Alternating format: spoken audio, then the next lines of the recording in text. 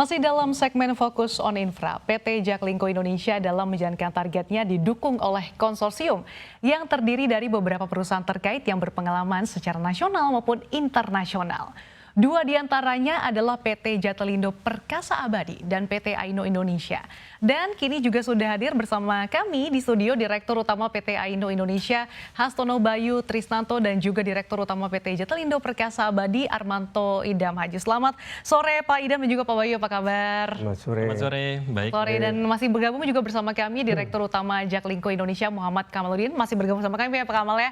Kita ngobrol-ngobrol lagi nih Pak Kamal dan juga Pak Idam beserta Pak Bayu. Saya akan ke Pak Idam terlebih dahulu. Pak, sebetulnya kalau kita berbicara soal moda transportasi terintegrasi, ini kan tentunya bisa terjadi karena adanya kolaborasi ya Pak ya.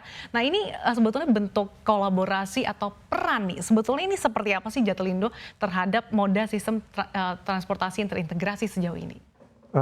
Jadi mungkin sebelum sedikit cerita tentang peran Jatelindo, dalam sini saya sedikit background tentang Jatelindo ya Mbak ya, bahwa kita itu sudah 18 tahun untuk urusan biler agregator, yang mana kita bisa untuk bayar listrik segala macam lewat bank, lewat modern retail maupun e-commerce dan lain-lain. Nah, berjalannya waktu kita lihat juga kita harus mempunyai dua langkah strategis ya. Jadi salah satunya adalah bergabung dengan grup yang cukup besar, Krido Group. Kemudian salah satu langkahnya adalah juga kita mencari izin uang elektronik. Nah, berdasarkan hal tadi, kita melihat bahwa salah satu ekosistem yang cukup baik itu adalah ekosistem transportasi. Nah, berdasarkan itu kita mencoba untuk berkontribusi dalam Jaklingko. Nah, disinilah peran Jatelindo sebagai salah satunya adalah sebagai lead konsorsium yang mana kami bertugas untuk mengintegrasikan fungsi masing-masing dari konsorsium kami. Dan salah satu juga tugas kami adalah untuk mengintegrasikan sistem pembayaran yang tadi sudah disampaikan oleh Pak Kamal, karena di sini tentunya harus bisa banyak melayani banyak segmen dari masyarakat ya. Dan salah satu juga yang kami gunakan adalah KRIS. Jadi di sini KRIS-nya Jatelindo atau Velo e-money kami, sehingga banyak segmen yang bisa terpenuhi. Kira-kira itu sih peran dari Jatelindo sendiri. Oke, saya akan beralih ke Pak Bayu. Pak Bayu, mungkin pertanyaan kurang lebih sama, seperti apa sih peran dari Aino ini dalam keterlibatannya dalam proyek atau mungkin moda transportasi terintegrasi dari Jaklingko ini? Ya, terima kasih Mbak Sasa. Sebelumnya Aino Indonesia ini university based company, jadi kami dari UGM Yogyakarta. Satu produk risetnya adalah dari awal DNA kita tentang transportasi dan sistem pembayaran. Jadi di sistem Jaklingko ini, Aino Indonesia membantu yang pertama sebagai payment gateway untuk kartu uang elektronik, di mana nanti pengguna kartu existing yang sudah pakai di Transjakarta, MRT, itu masih bisa menggunakan, tapi dengan tarif terintegrasi yang tadi disampaikan Pak Kamal. Yang kedua, kami juga membantu dalam pengembangan mobile application-nya yang mendukung mobility as a service tadi, di mana di situ menjadi rumah bersama untuk kemudian terintegrasinya berbagai layanan. Nah, ini nyambung ke poin ketiga, di mana ekosistem Jaklingko ini sangat luas. Tadi disampaikan dari first mile ke last mile, kita menghubungkan mulai dari parkir, jadi pengguna nanti bisa park and ride, kemudian nyambung ke public transportasinya, dan yang ketiga adalah tentang ekosistem di tourism. Jadi orang yang akan berwisata nanti juga bisa terintegrasi dengan Jaklingko dan lokasi wisatanya. Jadi ini beberapa ekosistem yang kita coba gabungkan dalam Jaklingko sebagai salah satu perannya Aino di sana, Mbak Sasa. Oke, kalau kita lihat juga track record dari Aino gitu ya Pak, masuknya Aino dalam proyek ini kan tentunya kita berbicara soal rekam jejak nih Pak. Nah, sebetulnya bisa diceritakan nggak sih Pak proyek-proyek yang mungkin telah digarap apa saja, dan juga sektor mana nih yang cenderung punya demand yang tinggi dalam pemanfaatan sistem pembayaran digital ini? Ya, alhamdulillah kita memang memulai waktu pertama dulu di Trans Jogja sebagai salah satu inisiasi untuk sistem tiket, kemudian juga sistem tiket dan pembayaran 100% non tunai kita waktu lalu mensupport di Transjakarta, dan juga di MRT dari awal launching sampai sekarang. Nah, ini juga sistem yang sekarang kita sedang siapkan untuk di Vietnam, insya Allah akan dipakai di sana juga. Kemudian secara ekosistem parking tadi untuk beberapa lokasi bandara, mungkin lebih dari 10 bandara, kita sudah integrasikan dengan non tunai. Nah ini yang nanti bisa jadi ekosistem yang terhubung, transaksinya cukup tinggi di bandara. Kemudian yang berikutnya adalah di lokasi wisata, kita bekerjasama juga dengan Taman Wisata Candi, ada Borobudur, Prambanan, kemudian juga Ratu Boko dan Taman Mini yang nantinya ini menjadi satu journey yang seamless begitu. Dan total transaksi kurang lebih kita pernah mengelola 123 juta transaksi dalam 1 tahun. Yang itu cukup besar untuk transaksi non-tunai berbasis kartu khususnya. Oke, baik. Saya akan balik ke Pak Idam lagi nih. Pak, kalau misalkan kita melihat rekam jejak dari Jatlindo yang sudah beroperasi 18 tahun ini, Pak.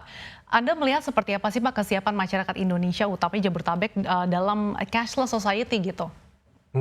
Kalau menurut saya memang perlu perlu sosialisasi lagi ya, karena kalau kita lihat masih banyak masyarakat untuk penggunaan public transport itu masih banyak menggunakan tunai. Ya itu juga bisa tercermin sih ya dari transaksi kami. Kami itu sudah menghandle transaksi sekitar 40 juta transaksi sebulan dengan GTV sekitar 7 triliun, 80% itu cash. Jadi kalau kita lihat bahwa memang perlu ada breakthrough ya. Nah, saya lihat bahwa dengan adanya Jaklingko itu adalah menjadi suatu pionir ya dalam sistem moda terintegrasi yang mana selama ini tidak pernah ada. Nah, jadi dengan adanya Jaklingko ini dan juga hikmah dari pandemi yang 2 tahun akhirnya orang literate jadi paham smartphone dan banyak yang menggunakan sebagai transaksi. Dengan 2 hal ini itu pasti akan berkontribusi orang lebih banyak menggunakan solusi transportasi, apalagi Jaklingko itu adalah salah satu solusi transportasi yang terintegrasi. Jadi udah dikombin ya untuk bisa dari first mile to last mile, juga pembayaran juga menggunakan uang elektronik yang saya yakin akan mendorong orang lebih banyak menggunakan cashless ke depannya. Oke, kalau Pak Kamal tanggapannya seperti apa terkait dengan penggunaan cashless ini, Pak? Ya, jadi Jaklingko ini membuat experience yang sebelumnya menggunakan kartu uang elektronik dan menggunakan aplikasi lebih mudah lagi. Dan itu mendorong untuk cashless ini lebih banyak diadopsi oleh masyarakat. Sekarang memang ada yang menggunakan cashless, menggunakan kartu, misalkan hanya untuk transportasi dia hari itu saja. Besoknya dia top up lagi. Sebetulnya pada waktu top up masih menggunakan uang tunai, misalkan pergi ke loket untuk di top up begitu ya. Dan kami mendorong untuk bisa sepenuhnya cashless. Jadi tidak perlu terlalu sering menggunakan uang tunai untuk top up kartu uang elektronik. Cukup menggunakan kartu uang elektronik yang nanti harapannya ke depan ini kan akan segera kami integrasikan dengan aplikasi dalam bentuk account-based ticketing. Nah, ketika terintegrasi dengan account-based ticketing, ini akan lebih cashless lagi karena untuk saldonya akan terintegrasi dengan yang ada di akun aplikasi. Harapannya sebagian besar transaksi di Jabodetabek ini bukan hanya di transportasi yang didorong untuk menuju cashless, tapi juga untuk retail, kemudian pariwisata di sekitar stasiun begitu ya, untuk kuliner itu semuanya juga menggunakan cashless dan ini kami bisa dorong menggunakan aplikasi kami. Oke, mungkin silakan Pak ditambahkan, Pak. Iya, satu kaitannya dengan sosialisasi dan juga tadi penggunaan cashless adalah kita pengen mengenalkan juga nanti kaitannya dengan campaign ke end users, yaitu dengan program loyalty. Yeah. Jadi bagi pengguna transportasi umum, kan inginnya kita ada peralihan ya dari transportasi pribadi ke transportasi umum. Jadi kita provide dengan gimmick ataupun campaign nanti dengan loyalty yang sifatnya bisa reward, memberikan hadiah begitu bagi pengguna transportasi umum yang setia. Dan ini kita sifatnya kolaboratif, kita kerjasama dengan para perbankan atau issuers dan mitra-mitra Jaklingko untuk bersama-sama memberikan reward kepada pengguna nih yang nantinya beralih ke transportasi umum. Jadi kita bisa berikan berbagai macam benefit selain tadi dari sisi tarif terintegrasi begitu.